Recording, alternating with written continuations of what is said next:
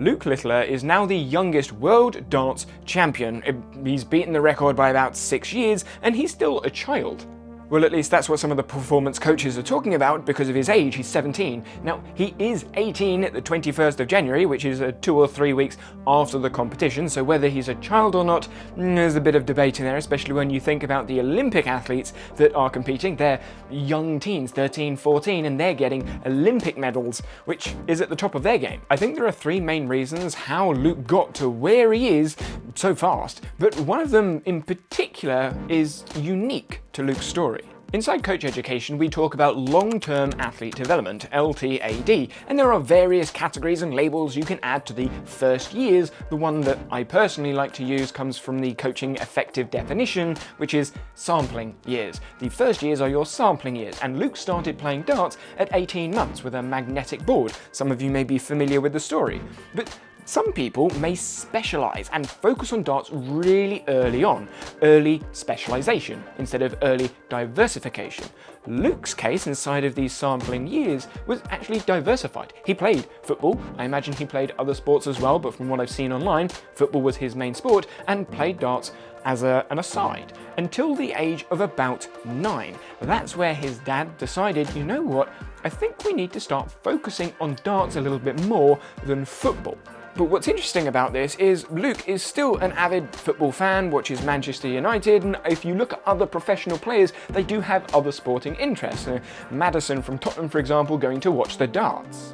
That to me shows diversification in those sampling years, playing football and other sports, exploring movement until 9 years old. That's about 8 years of diversified training practice, which is different from what I see from early specialising sports such as football as an example, where you may have someone playing 4 or 5 days of football at 7, 8 years old and they've been playing for 2 or 3 years. Specialising at 9 is a little bit later than from what I've seen and what I've experienced inside of football and other sports like gymnastics. Which brings me to a really interesting point about Luke's story.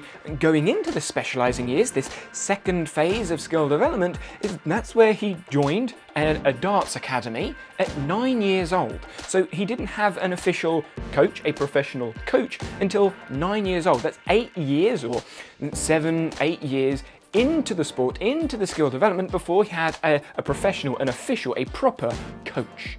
And as you may have heard in some of the conversations from this coach, after 2 weeks, the coach realised, this kid's good.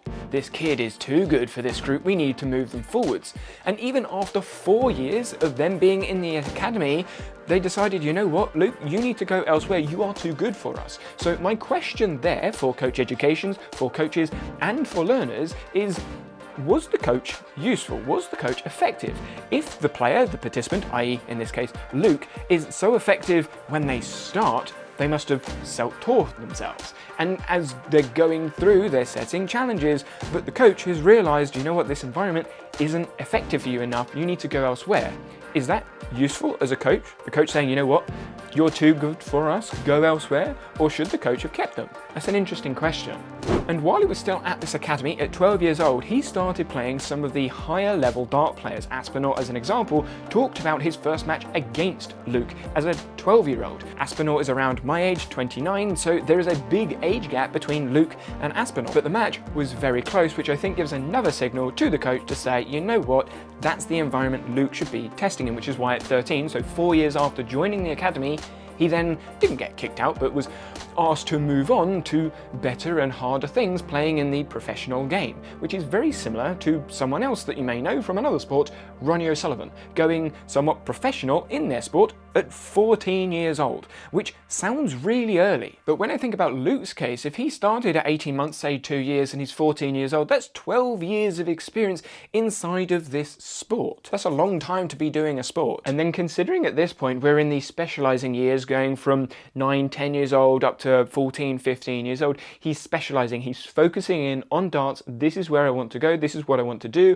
I'm going to develop my skills in this sport alone, moving football to the side and all of the other hobbies. And this is where I think one of the big unique selling points or story points to Luke's development is COVID. For context, darts, like some of the other sports, has automated systems that allow you to play the game. So when you think about chess, you can play chess online against a bot. If you think about cycling, you can use Zwift, which measures the wheels and gives you a power output so you can play online.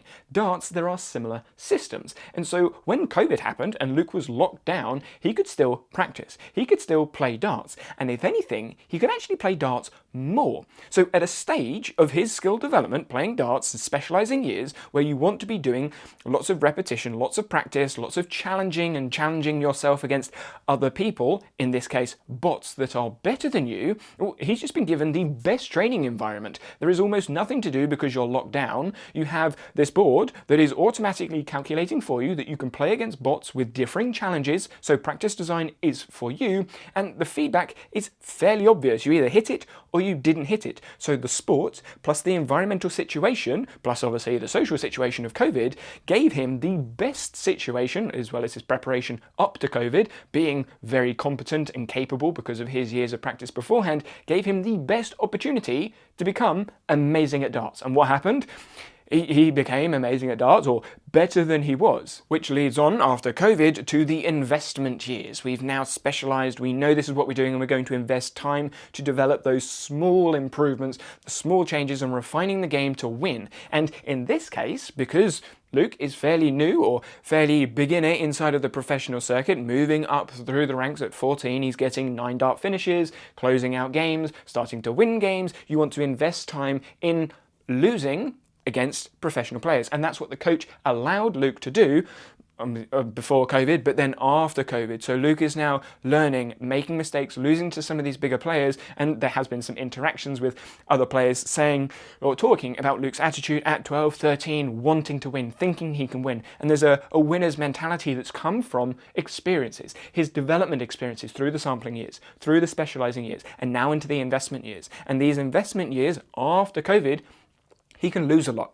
He can learn a lot from the pro players that he's playing, still with plenty of time to span and obviously get to the 17-year-old win at the World Championships. There is an article where Luke mentions that he was at school but not really doing school or paying attention to school because he was going to go professional in darts as soon as he left. So you do your GCSEs and then you can go pro darts, which, let's be real, if you're a pro darts player, you can earn a lot of money. And some of the jobs that you get out of school, because you need work experience, etc., and the way the life works with jobs, it can be difficult. So it makes sense for me anyway for him to go to professional darts after school. So the lack of focus on school makes sense from a career point. When it comes to long-term development and understanding where to move forwards, that's another conversation, but we're talking sport specifically here. And for me, a big moment inside of Luke's story is the 2024 World Championships, where he got to the final. He's in these investment years, he's right at the end, he's getting peak performance, he's at the final, and he thought he had won the match before he'd actually won it because he was already up.